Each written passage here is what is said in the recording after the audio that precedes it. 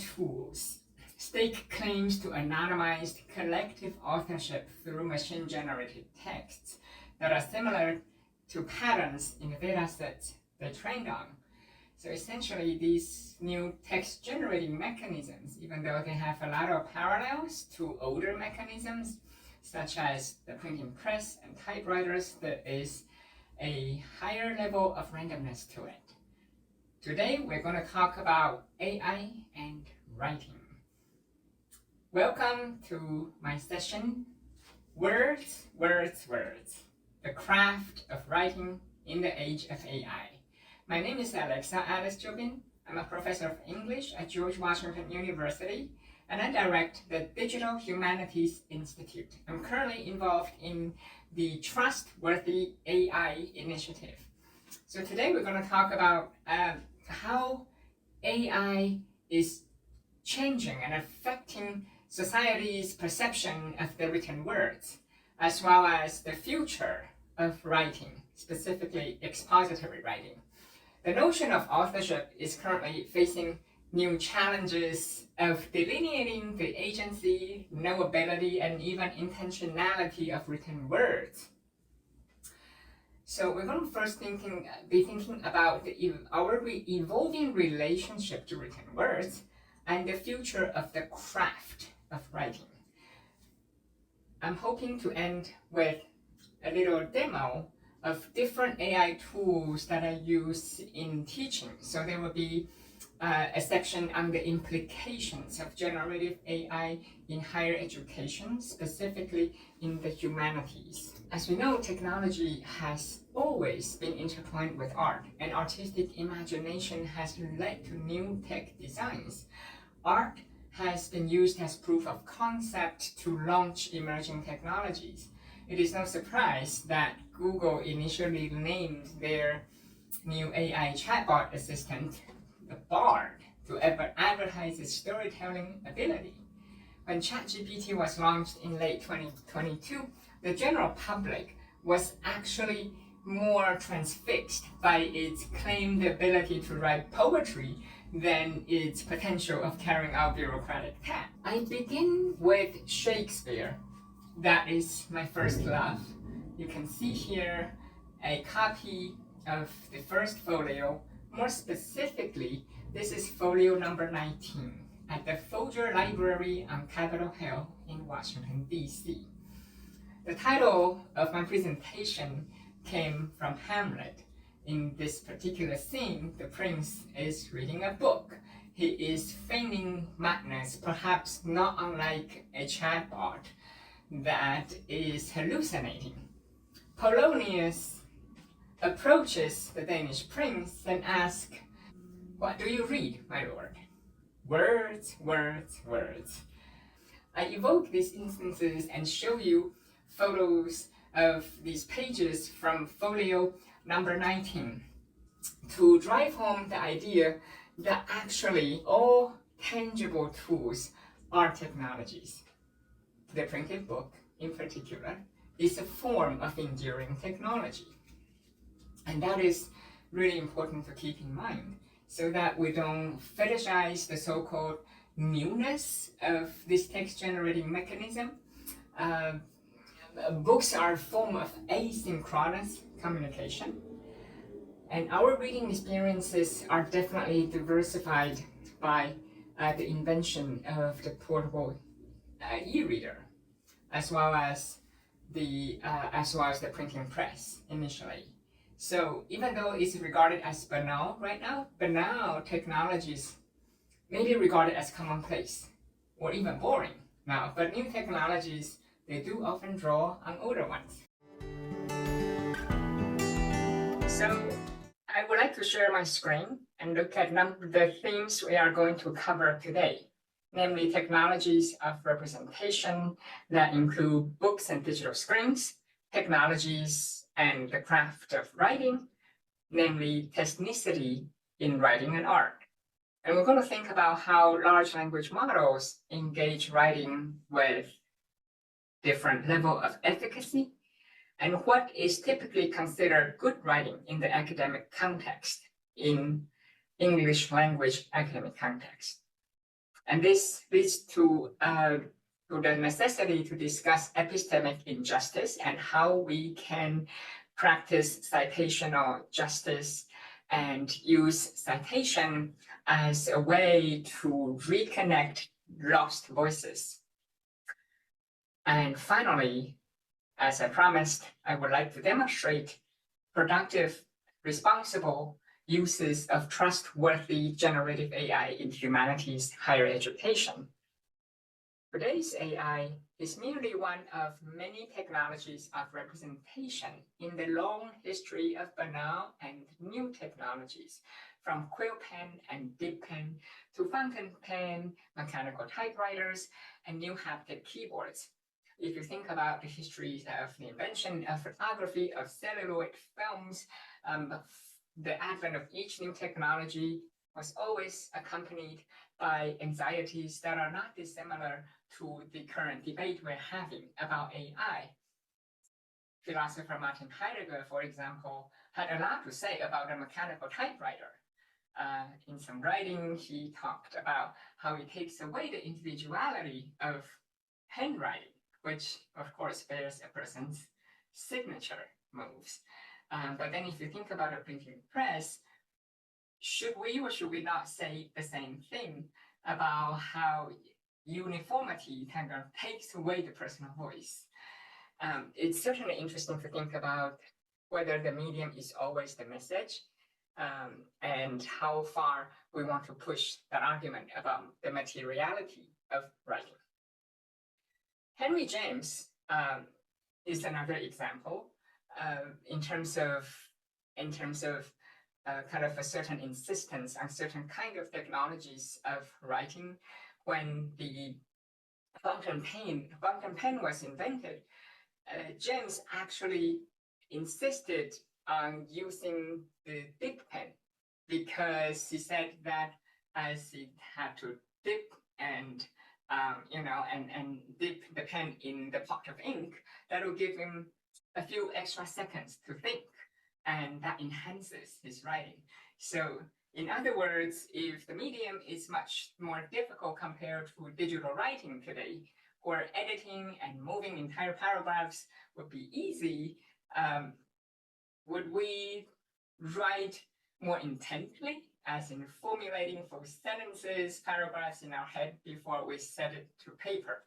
So these are certainly questions to explore, how writing has actually evolved and changed with technologies far before the arrival of generative AI. And so we produce and encounter many types of written words, most of them perhaps mundane, formulaic, and transactional. So if you think about writing, it's actually affecting all of us beyond those who teach the humanities. If you think about T&C, terms and conditions, product descriptions, real estate descriptions, product reviews, memes, and social media, even if they prize short form writing, the written words are actually still everywhere, and they govern our modern life. What we're going to focus on here, of course, is the expository writing, evidence-based argumentation, as well as persuasive writing that involves position taking, justification, defending a critical position. We are going to focus much less on creative writing and storytelling, but we'll definitely be looking at the ecology of written words, kind of considering all of this in the long history of the craft and technology of writing, but also the ecology of all of these technologies and different practices. But what exactly is humanistic writing in white English? Typically, scholars agree that writing is an organized way of thinking. I regard humanistic writing as rhizomatic. It is nonlinear. It tends to launch open-ended inquiries. It tends to, as a piece of peer-reviewed article ends, it tends to inspire further research and further questions. Now, within the ecology of written words, citation and attribution are very important. This goes far beyond humanistic writing.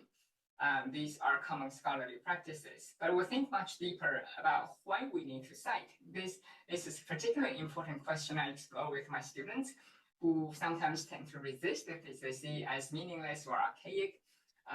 But I use the metaphor kind of dinner table conversation.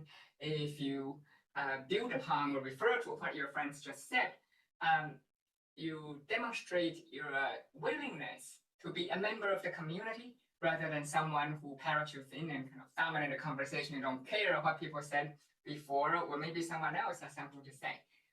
So in conclusion, humanistic writing in English aspires to make the familiar strange and to make the strange familiar, right? It's an estrangement process, but also scholarship is it's an act of acquisition, acquiring knowledge. When you make something knowable, make something known, you are in fact making it familiar and taking away its otherness. There are pros and cons of these, but it's basically a tug of war between the move to make the strange familiar and then to bring a new perspective to something that we thought was familiar. It's very important to be situationally positioned.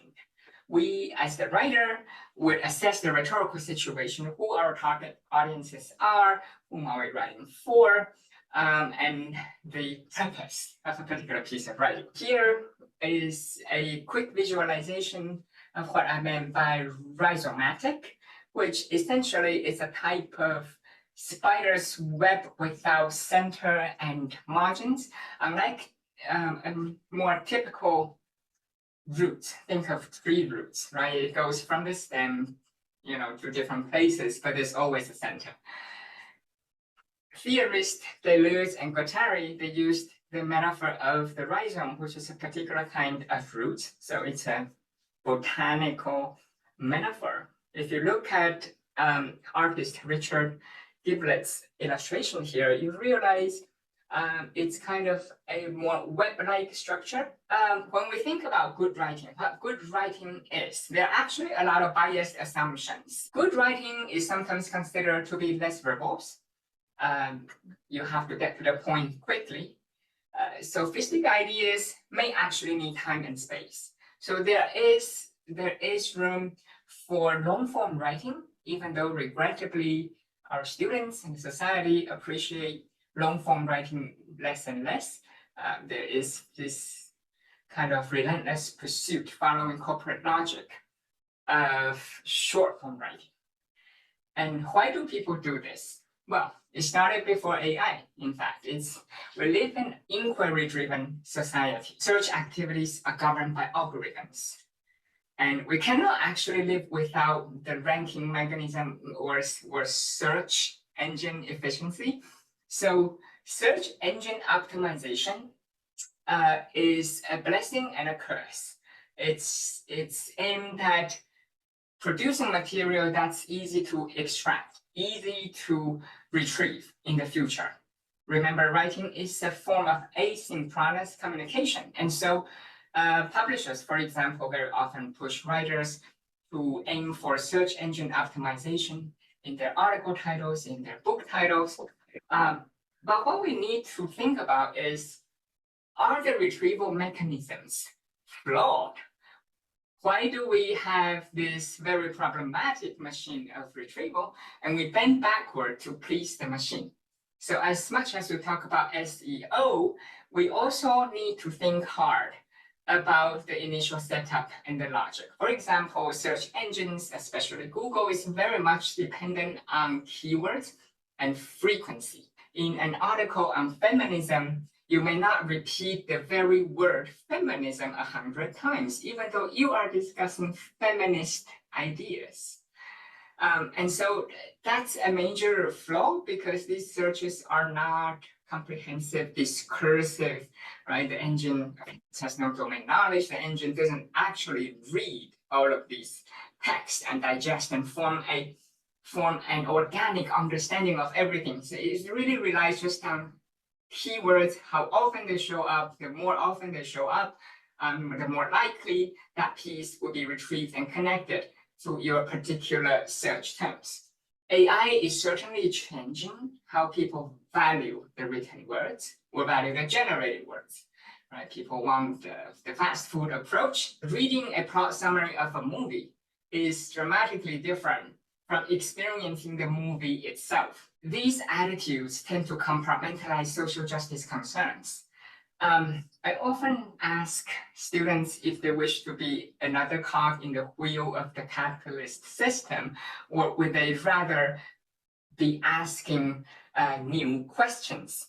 Are humans merely data collecting instruments, right? We know that our prompts and queries actually feed the growth of generative AI. Are we merely scattered data points in this grand scheme of so-called distributed intelligences? These are consequences that we really need to avoid, and we can do that by beginning to think critically about AI and the craft of writing. There are a lot of challenges posed by AI, in fact. Writing, as I mentioned, is a form of asynchronous communication. But with AI generated text, interestingly, at least for the user interacting with it synchronously live in real time, it is not asynchronous. It becomes a form of dialogue. And so that we need to take into account. That's a fundamental change to the practice of writing. In the past, writing would be something we write down or type up to communicate ideas and feelings to other people who will be your readers, and they are always situated in the future, right? In a different point in time. But now, facing this chatbot, people tend to think of it more as a synchronous dialogue. It is actually becoming difficult. That's another challenge posed by AI, to write in a world of unstructured information abundance. By this, I mean that there's plenty of information, but it is unstructured and very often difficult to retrieve. There are a lot of marginalized pieces of information and research, and due to algorithmic ranking mechanisms that depends on not only frequency of keywords, but frequency of citation. It is harder to discover and therefore cite marginalized works. They're often by marginalized minority writers. And so this leads to the next challenge of writing in complex domains. Students particularly find it difficult to maintain uncertainty and a sense of open-endedness. They would default to a more simplistic certainty. AI, tell me what is the cause of the French Revolution. AI, tell me what the answer is, and whatever it says, it must be true. So that's a real danger, and we are no longer able to handle or reside in complex domains and to live with certain level of uncertainty. The ambiguity and uncertainty is in fact healthy and necessary for new knowledge creation. Distracted attentiveness is both a challenge and a kind of a new mode of attentiveness. I've written on this topic elsewhere. Essentially refers to kind of a kind of able-bodied biases on the part of educators who think that students' attention span is getting shorter and shorter. It is true, and it is problematic. It's forcing us to change our pedagogies, but at the same time, I do want to float the idea of kind of distracted attentiveness is not necessarily always negative. And Katrin Schultheiss and other digital humanities scholars have written extensively also on what we consider attentiveness, right? And attention. Hyper attention, meaning that dividing your attention among different tasks and kind of giving attention briefly to each. That's one mode of kind of relating to the world. A more traditional attentiveness, sit through a 75-minute lecture, that is one form. So I feel that we should not bring an able-bodied assumption to attention span. I, for one, am more than happy to work with different modes of learning, different modes of relating to the world, instead of kind of dismiss it as a problem necessarily.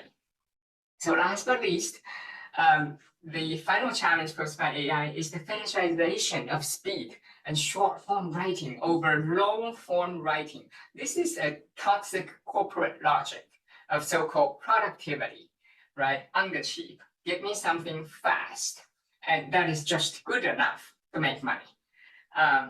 And just good enough, of course, is highly problematic. But that has become the baseline. And so that's one other challenge we need to fight. I have strategies coming up. But first, I did a bit of looking into my crystal ball. What does the future hold? Here are my predictions. First, there would be increased commodification of higher education. People would talk about the return of investment, quite literally in the financial sense, but also emotionally. If I do all this effort, where does it get me? Would it land me a good job? By a good job, of course, typically it's meant a higher paying corporate job, corporate white-collar jobs. And this challenge, commodification, is only partially related to the popularization of generative AI. It has always been with us, particularly in the US. It's a form of kind of anti-intellectualism. The second prediction is that actually human writing would be more valued thanks to AI's negative lesson. Nearly everybody knows now that AI text cannot be trusted. It generates grammatically correct sentences, but it often doesn't end up saying much that's interesting. It's generic, covers all bases. It typically doesn't, unless you give some very specific prompts and instructions, it doesn't hold a position or defend a position. And so writing is actually even more essential as a tool to understand ourselves and express ourselves, and to capture the societal structures that are often passed off as transparent or invisible. So writing has an even more important role thanks to AI pollution. Finally, there are a lot of kind of AI, of course, rose in the context of capitalism. And it contributed to market-oriented policies. All of the fetishization of speed that I talked about before. But at the same time, there's a silver lining, because the AI contents would emerge as low value, right? It's generated under cheap. It is affordable. And that much is clear, even if there's a corporate logic to favor that. In contrast, human contents are value-added elite perks. This is like handmade craft. And so I predict that AI would be comparable to off-brand bags versus human-generated writings would be perceived more like Louis Vuitton handcrafted bags. The irony here, of course, is that off-brand bags often dominate the market, right? And not everyone will need or want LV bags. The higher-end bags actually do also sometimes imitate the design and inspiration of off-brand bags. So the division is not entirely binary or clear, but this is kind of a quick and dirty metaphor to get us thinking. The first tool that I use is perplexity.ai. I use it to turn my 40-page long syllabus into a more digestible list of frequently asked questions and answers. So essentially, I'm asking the AI bot to massage my data, to arrange it and turn it into a FAQ. And this is incredibly helpful. I find that my students now read the syllabus in the form of FAQ more effectively, and they retain the information better. Well, my syllabus grew to be 40 pages long because of legalese and all the kind of the loopholes that we are compelled to plug more and more. There's also so much information these days, from campus safety to accommodation to absences, what to do in each case. And since I do not trust AI, I think we are a long way off from trustworthy AI in terms of knowledge creation. All of these cases, including this one, I only use it to massage data, rearrange data, or serve as a sounding board where knowledge or domain knowledge doesn't matter, right? It doesn't have domain knowledge, but in terms of, say, formulating critical questions, it can provide student help to some extent. And so that's essentially what I'm doing, as you can see on the screen here. There are some use cases for researchers in terms of, again, not knowledge creation, but research information retrieval. For example, this tool connectedpapers.com could help us visualize unseen connections among research papers. It's kind of a visual search tool. Perplexity.ai is also pretty good compared to existing tools, including Microsoft Copilot, ChatGPT, even Google. ChatGPT in particular really cannot search the web live. Perplexity.ai can, and it'll footnote every single claim, even if it's digesting it in a kind of discursive form, so it can follow all the notes and jump to the original source to make a judgment call yourself. And there are also use cases for educators. One such cases is when I teach writing. I find that in terms of learner psychology, there is certain resistance to the so-called peer review workshops. If you were to peer review student writing in class, and they pair up, they'll read each other's draft, but their feedback is not always very helpful because they tend to say nicer things. This is actually a non-bias. Even for economists, for example, trying to conduct a survey, they already found that if it's a human asking the question, the subject would tend to give answers they think that the surveyor would like to hear. And so to avoid this, I use AI to anonymize student papers for the purpose of workshopping in class. I will feed it 10 student papers that have similar problems. Very often they share the same patterns of challenges. And I ask AI to generate a new paper, right? I asked it to situate itself as a college sophomore, for example. And as it generated the paper, I asked it to reproduce the typical grammatical errors, the typical kind of flaws. I would name what it is, like, the failing to cite evidence to support an argument. And so I obtained a new paper that is authored by a machine. It's a perfect lab specimen for dissection later in class. It's not written by any student or a human. And students suddenly feel far more comfortable tearing it apart, and learning becomes more effective. I have talked about use cases for researchers and educators. Now let us turn our attention to students. How do students use AI tools effectively and responsibly? One of my goals is to teach students how to ask in-depth, open-ended research questions. And they can use AI bot as a buddy to practice tennis with, as it were, to fine-tune their questions and to learn critical questioning skills. As you can see on the screen here, right? Ideally, the best is to practice tennis with your teacher. Obviously, we can't do that all the time, and in fact, we all know that practice makes perfection. So in terms of writing, you need many rounds, right, of kind of back and forth and Aristotelian methods, and a teacher cannot always be there for every single student in the middle of the night. You could, of course, practice tennis by yourself against a practice wall. Now, that's useful for some extent, but since the wall is a wall, it does not really return the ball.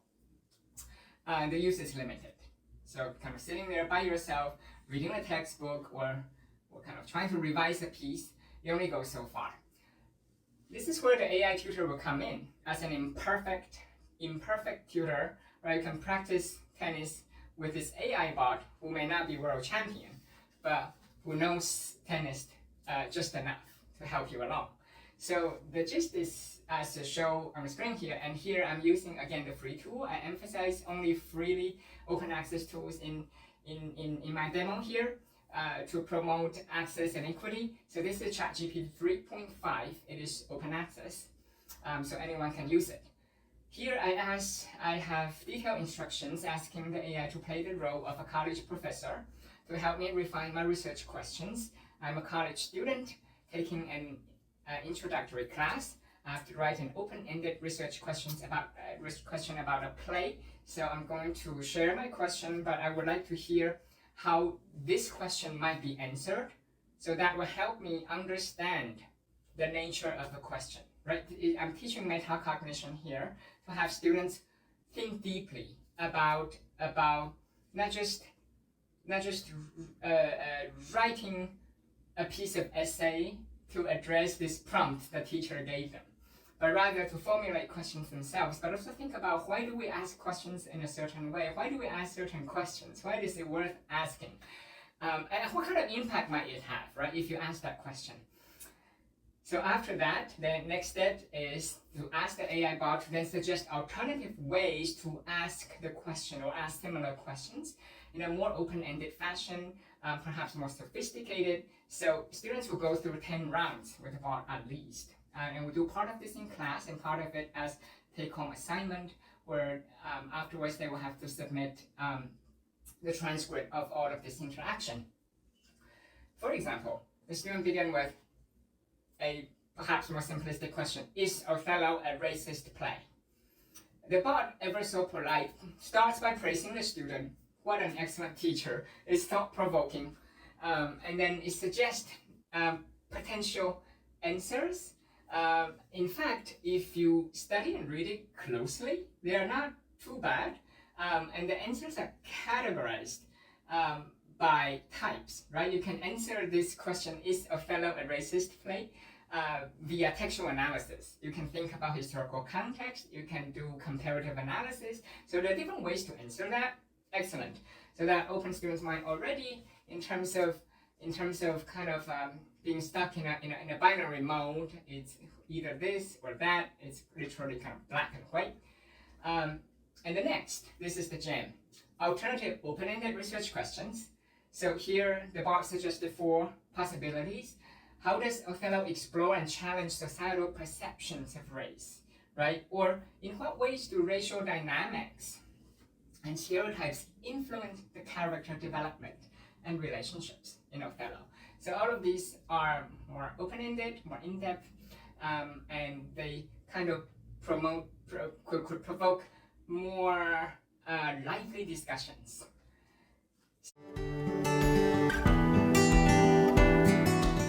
Let us now move on to consider another use case involving students. So students can practice writing alt text and put it to text using text-to-image visualization AI tools. I teach drama, Shakespeare, and screenplays in the context of film studies. And I've been promoting the importance of writing alt text of specific frames or scenes, in the sense that this provides a strong foundation for dramatic or film analysis later on. You have to be able to describe your object precisely and with purpose. Of course, it also helps to ask students to envision the dramatic situation in their head. So as I teach Romeo and Juliet, for example, I often ask them to brainstorm and think about if they were the director, what would they do with the play? What would Romeo and Juliet look like? What would they wear, for instance? Well, the challenge before AI is that in class, they'll come up with ideas, we will share them, but we never get to beta test it. As in, once you describe it, what is the image in another student's mind's eye as they hear you say it? And is your description detailed and precise enough? Did you forget to mention key elements? Now with text-to-image tools, we can actually put it to test. And that's both entertaining and educative. So I ask students to balance technical details with artistic and interpretive elements of a shot or a scene. So we're dealing with still images here, just scene. As AI advances, in fact, Sora, right, there's no public release yet. We can already do text to video.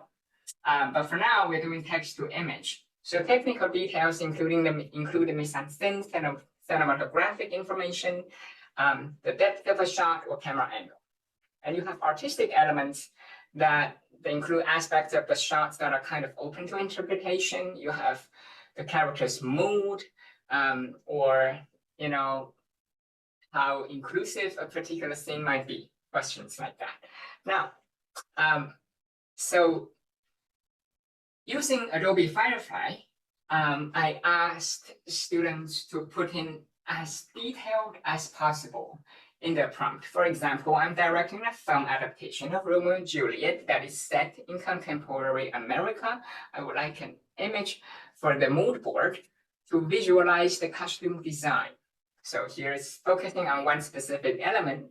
Please create an image in photorealistic style, right? In case it comes out as oil painting. So you can specify your style of two lovers standing on the beach facing the camera. The sun is setting. One of them wears something very laid back but expensive, such as a Hawaiian shirt made by Prada and with spiky hair. The other person is dressed in Dolce & Gabbana's line with decorative accessories, such as quilted vest and handcrafted belt buckles. For those of you familiar with Baz Luhrmann's film Romeo plus Juliet, you may know where I got my inspiration from. But did I forget to mention or specify the character's race, gender, or age? I did. So let's see what the bot would assume, right? Since I didn't specify these elements, what will come out? Once you put it in, you have on first go, you will receive 4 different images. And you can fine-tune them until you are happy with one of them. So it is not entirely white, which I'm pleasantly surprised. They do portray mixed-race couples. They got the sunset right. I'm not sure where the stripes come from. So it's a very, it has, due to the randomness, right, in the current AI, it's actually not very easy to wrestle with it in terms of generating the precise image you want. More helpful is, in fact, to upload a particular image as baseline and ask it to work off of that, either taking inspiration or revising it. Here are the other 2 images. So as you can see, whatever I neglected to mention would trigger the default assumption, right? I'm just glad in terms of racial diversity, it doesn't default only to whiteness. So these are examples of what we might be able to do with the current tools. They are evolving incredibly fast and in all kinds of creative directions. So I encourage everyone to continue to be invested in the craft of writing, which has become all the more important and valuable in the era of words, and to also resist the urge to talk about humans versus machines. There's no machine. There's only a synthesis of what the society has collectively said. So this AI tool among all digital tools are the most human. Thank you for attending my presentation. Have a wonderful day.